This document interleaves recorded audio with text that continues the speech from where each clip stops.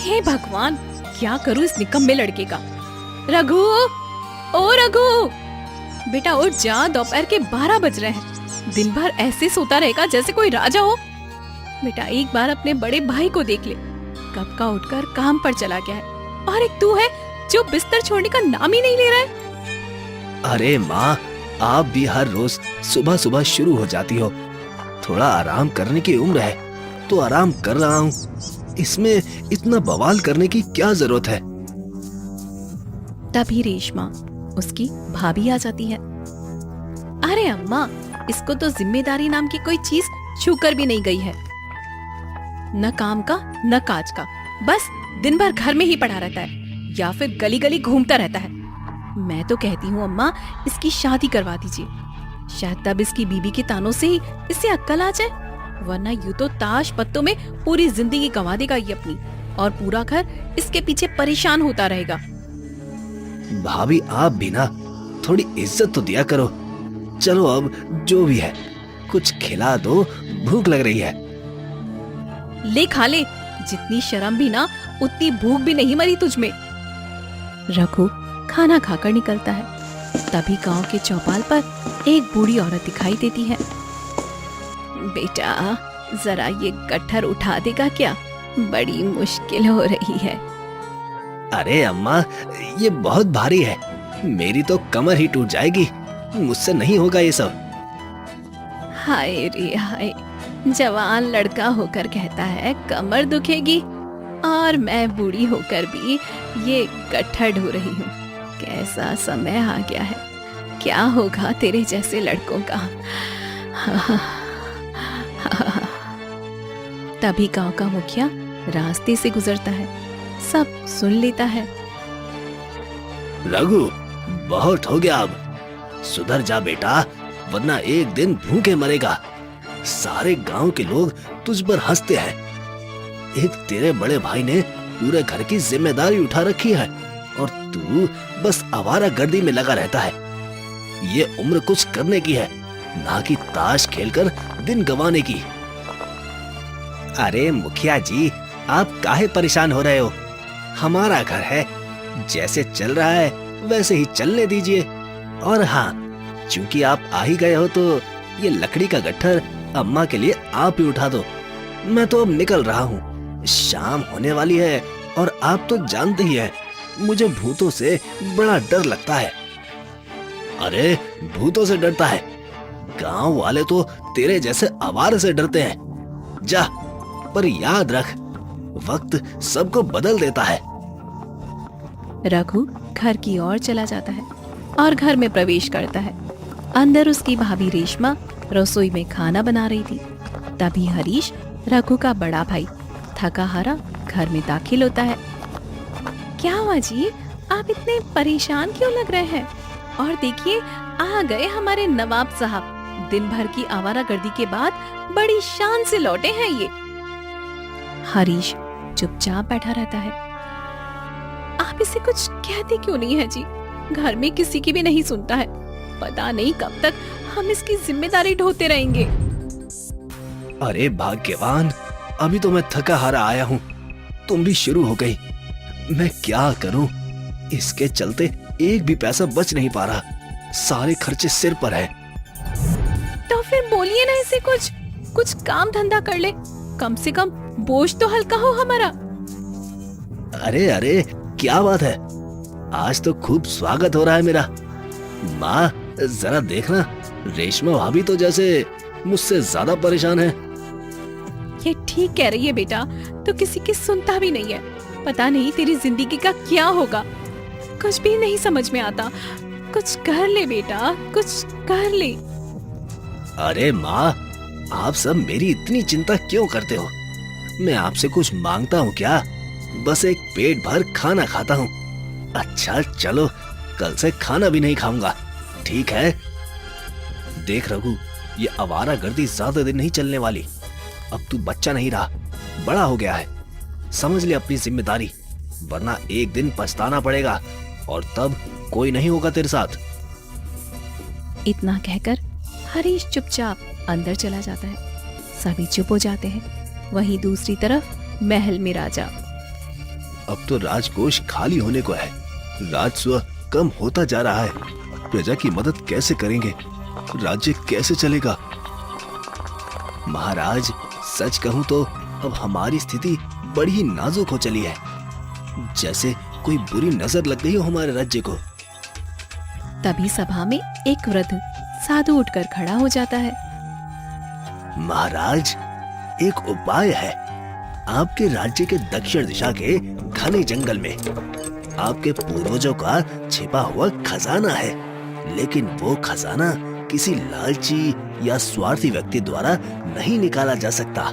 केवल एक सच्चे नेक दिल इंसान द्वारा ही उसे प्राप्त किया जा सकता है। क्या कह रहे हैं आप साधु महाराज? ऐसा खजाना हमारे राज्य में है और आपने अब तक बताया नहीं? महाराज, वो खजाना आवश्यकता पड़ने पर ही खोजा जा सकता है। अब समय आ गया है, राज्य की भलाई के लिए उस खजाने का उपयोग किया जा सकता है। मंत्री जी, कल सुबह ही सभी गांव वालों और नगरों में ऐलान करा दीजिए, जो भी उस खजाने को खोज निकालेगा उसे हम ढेर सारा इनाम देंगे और राज्यसभा में एक विशेष पद भी देंगे। जो आज्ञा महाराज, मैं कल सुबह ही सिपाहियों को भेज देता हूँ। अगली सुबह गांव के चौराहे पर सिपाही ढोल नगाड़ी के साथ आते हैं। गांव वाले काम छोड़कर दौड़कर वहां पर जमा हो जाते हैं। सुनो सुनो सुनो, गांव के सभी लोग ध्यान से सुनो। गांव के सभी लोग ध्यान दें। महाराज ने ऐलान किया है, हमारे जंगल में पूर्वजों का खजाना छिपा है, पर उसे केवल एक नेक और सच्चा इंसान ही खोज सकता है। जो भी खजाना ढूंढ निकालेगा उसे मिलेगा राज दरबार में सम्मान, ढेर सारे इनाम और एक विशेष पद। सुनो सुनो सुनो, ये मौका है किस्मत बदलने का। सिपाही आगे बढ़ जाता है। गांव में खलबली मच जाती है। लोग आपस में बातें करने लगते हैं। भाई, मैं तो जरूर जाऊंगा, हो सकता है किस्मत पलट जाए। अरे मैं भी तैयार हूँ, खजाना हाथ लगते ही राजा बन जाऊंगा। चलो सब चले जंगल की ओर। इतने में रघु वहां से गुजरता है। उसकी भाभी रेशमा दूर से उसे देखती है और पास आकर उसे ताना मारती है। अरे रघु, तू भी चला जाना, वैसे भी घर में काम का तो तू है ही नहीं। क्या पता खजाना ही ढूंढ ले और तेरी किस्मत के साथ साथ हमारी किस्मत भी बदल जाए। भाभी, मुझे न खजाने से मतलब है न किसी इनाम से। मुझे तो एक वक्त की रोटी मिल जाती है, वही बहुत है। खजाने का झंझट मेरे बस का नहीं। अरे भगवान, ऐसा नालायक हमारी किस्मत में ही क्यों लिखा था? तभी शकुंतला, रघु की माँ, वहां पर आ जाती है। अरे बहू, तू क्यों अपने मुंह का स्वाद खराब करती है? ये तो कभी नहीं सुधरने वाला। इसके नसीब में काम धंधा लिखा ही कहाँ है बेटी? माँ, मैं ऐसा भी नहीं हूँ, लेकिन खजाने के पीछे भागना मुझे नहीं जचता। अगर जरूरत पड़ी तो मैं जरूर करूँगा, पर बिना लालच के। फिर गांव के सभी लोग खजाने की तलाश करते हैं, पर कोई वापस लौट कर नहीं आता। ऐसे ही 1 महीना भी बीत जाता है। चलिए जी, अब हमें भी यहाँ पर नहीं रुकना चाहिए। यहाँ रखा क्या है? बस दुख और तंगी बची है। बच्चों को लेकर शहर चलते हैं, शायद वहाँ पर कुछ अच्छा हो जाए। भाभी, आप ऐसे कैसे छोड़कर जा सकती हैं? क्यों नहीं छोड़ू? तुमसे कोई काम तो होता नहीं है और माँ के भरोसे तो घर चल भी नहीं सकता। अब बच्चों के खातिर तो मुझे सोचना ही पड़ेगा ना। चलो जी, बच्चों को लेकर चलो यहाँ से। रेशमा बच्चों को लेकर चली जाती है। रघु और शकुंतला अकेले रह जाते हैं। कुछ दिन बाद शकुंतला की तबीयत अचानक से बिगड़ जाती है और वो गिर जाती है। माँ, माँ, माँ, क्या हुआ तुम्हें? बोलो ना माँ, माँ। कुछ नहीं बेटा, बस चक्कर आ गया और कुछ नहीं। नहीं माँ, मैं अभी वैद्य जी के पास जाता हूँ।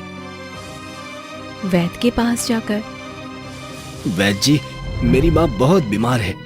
कुछ करिए ना, मैं बहुत घबरा गया हूँ।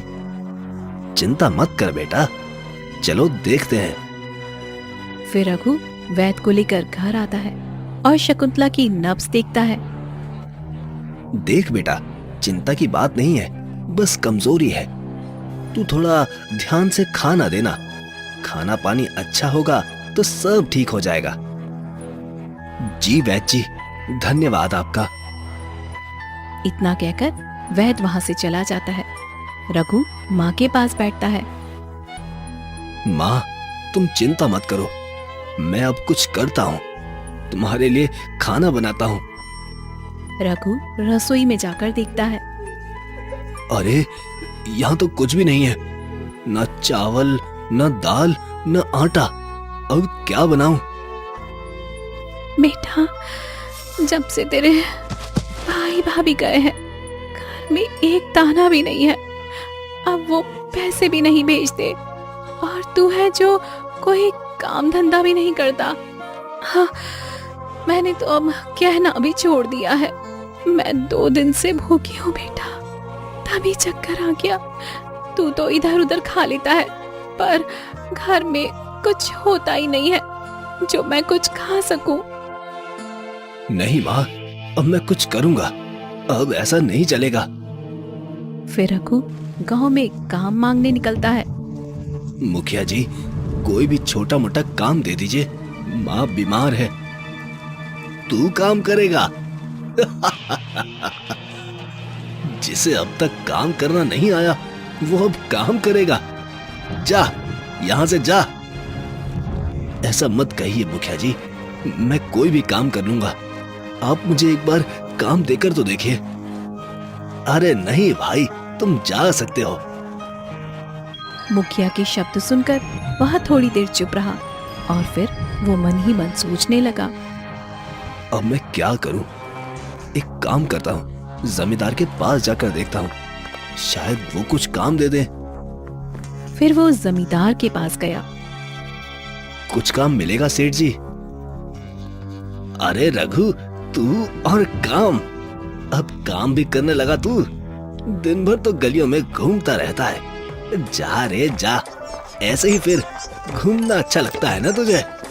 काम मांगता है, अब हंसी आ रही है मुझे। फिर रघु परेशान होकर घर में जाता है रोटी मांगने के लिए। तभी उसे वही बुढ़िया महिला मिलती है जिसे उसने कभी लकड़ी उठाने से मना किया था।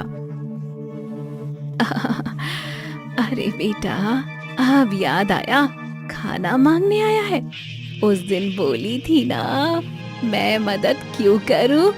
देख वक्त कैसे पलटता है बेटा।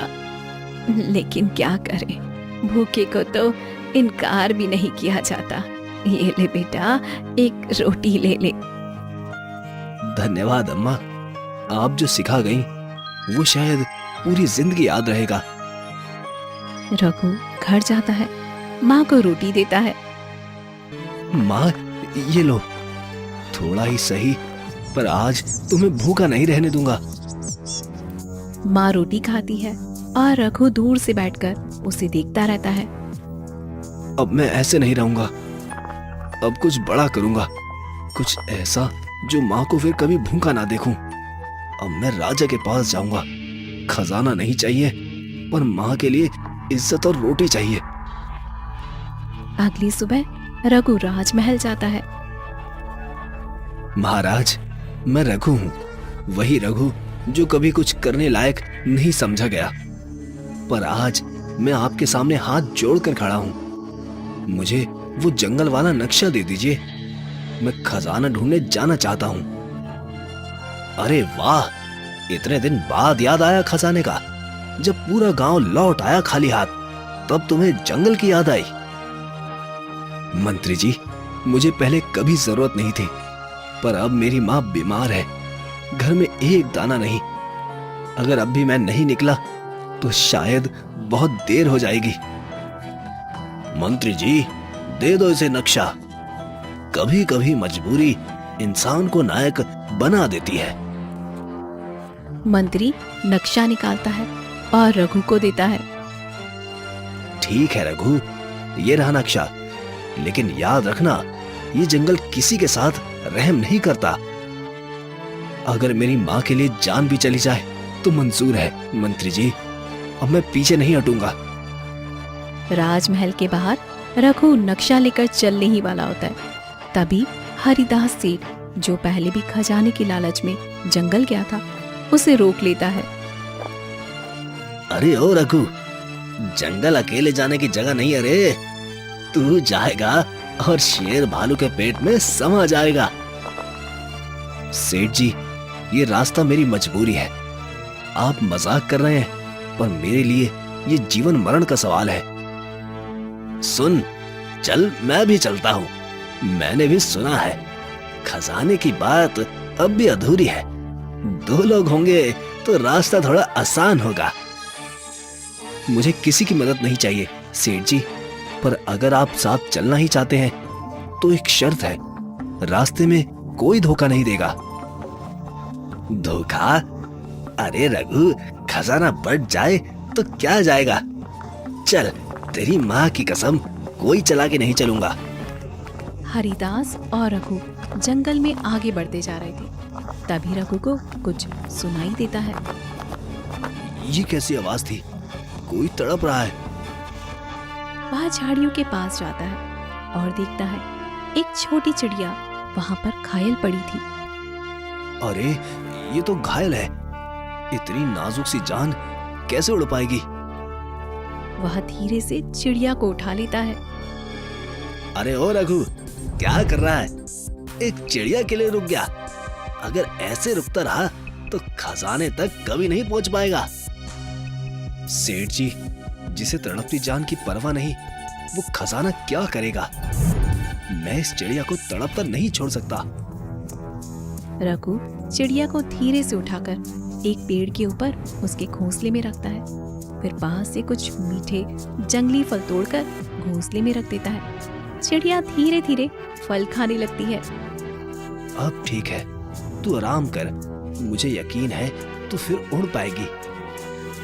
वहाँ हरिदास उसे घूर रहा होता है।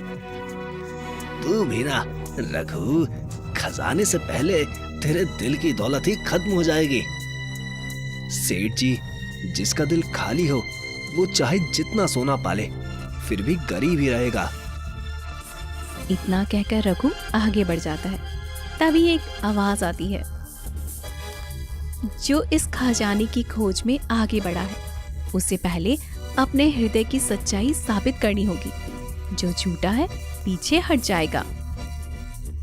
रघु इधर उधर देखता है। हरिदास डरकर एक पेड़ के पीछे छिप जाता है।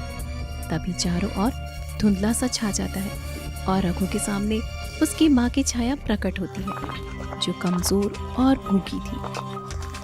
रघु, अगर तू ये खजाना पा लेता है तो क्या मुझे छोड़ देगा? क्या दौलत तुझे बदल देगी? माँ, माँ, माँ, खजाना तेरे लिए चाहिए। तेरी दवा, तेरा खाना, तेरा चैन। अगर खजाना माँ के बिना मिलेगा तो मुझे नहीं चाहिए। अचानक धुंध हट जाती है और रोशनी फैल जाती है और एक आवाज फिर से गूंज उठती है। सच्चे हृदय वाले को ही मार्ग मिलता है। रघु, तू पास हुआ। रघु आगे बढ़ता है। हरिदास धीरे से पेड़ के पीछे से झांकता है और कुछ बुदबुदाता है। मैं तो यूं ही छिप गया। अब देखता हूँ आगे क्या होता है। थोड़ी दूर चलने पर रघु के सामने एक नदी आती है। अगर तुम्हें यह नदी पार करना है तो मेरे 2 पहेलियों का जवाब दो। ऐसी चीज जो टूट जाए तो आवाज नहीं करती, पर हर रिश्ता उससे जुड़ा होता है। बताओ क्या? रघु सोच में पड़ जाता है, फिर मुस्कुराता है। भरोसा। जब टूटता है तो कोई आवाज नहीं करता, पर जिंदगी की नींव हिला देता है। अब दूसरी पहेली की बारी। वो क्या है जो जितना बांटो उतना बढ़ता है? प्यार। इसे जितना बांटो उतना बढ़ता है। जिसका दिल साफ हो उसके लिए मैं रास्ता बन जाती हूँ। आगे बढ़ो रघु। रघु चुपचाप सिर झुकाकर नदी में कदम रखता है। पानी खुद ब खुद दो भागों में बट जाता है। एक सूखी राह बनती है और रघु उस पर चलता हुआ नदी पार कर जाता है। तभी जंगल के बीचों बीच एक पुराना गुफानुमा स्थल होता है। वहां पर एक चमकदार संदूक रखा था। ठहर जा रघु, एक कदम और बढ़ाया तो जिंदा नहीं बचेगा। रघु मुड़ता है और देखता है सेठ उसके पीछे खड़ा है और चाकू उसकी गर्दन पर लगा देता है। सेठ, तूने वादा किया था, माँ की कसम भी खाई थी। कसम कसम तो मैं रोज तोड़ता हूँ। रघु, तू भोला था। खजाने की राह नहीं, चालाकी की होती है। अब तू गया और खजाना मेरा। रघु की आंखें डर और बेबसी से भर जाती हैं। तभी झोपड़ी से एक लोमड़ी अचानक छलांग लगाकर सेठ पर हमला कर देती है। ये लोमड़ी कहाँ से आई? सेठ चीखते हुए पीछे गिर जाता है। चाकू उसके हाथ से दूर गिर जाता है। हट यहाँ से, हट जा, बचाओ बचाओ मुझे। लोमड़ी कुर्राते हुए उसे दूर भगा देती है। तभी रघु उसके पास आता है। तू मेरी रक्षा के लिए आई। शायद ये जंगल भी सच्चों का साथ देता है। धन्यवाद। रघु खजाने का संदूक उठा लेता है। माँ, अब सब ठीक हो जाएगा माँ। रघु खजाना लेकर महाराज के दरबार में पहुंचता है। महाराज, मैंने खजाना ला कर दिया है, पर मुझे इसमें से कुछ नहीं चाहिए। बस मेरी माँ की जान बचा लीजिए, वो बहुत बीमार है। इतने कठिन रास्ते को पार कर तू सिर्फ अपनी माँ के लिए आया है। धन्य है वो माँ जिसने तुझ जैसे बेटे को जन्मा है। महाराज तुरंत वैद्य को बुलाते हैं और सैनिकों को आदेश देते हैं। इनकी माता का इलाज दरबार के वैद्य करेंगे और आज से रघु, तू मेरा विशेष सेवक होगा। ईमानदारी, प्रेम और साहस का असली पुरस्कार यही है। फिर रघु गांव जाता है। गांव के लोग अब रघु को देखते ही सिर झुका लेते हैं। ये वही रघु है ना जो कभी कोई काम नहीं करता था। आज देखो, हमारे राजा के दरबार में काम मिल गया है। सच्चाई का रास्ता मुश्किल था, पर रघु ने वो जीत लिया। आज तूने मुझे दुनिया की सबसे बड़ी दौलत दे दी है बेटा। बेटा, तू ही मेरा खजाना है। माँ, अब कभी भूखा नहीं रहना पड़ेगा। ये घर अब कभी खाली नहीं होगा।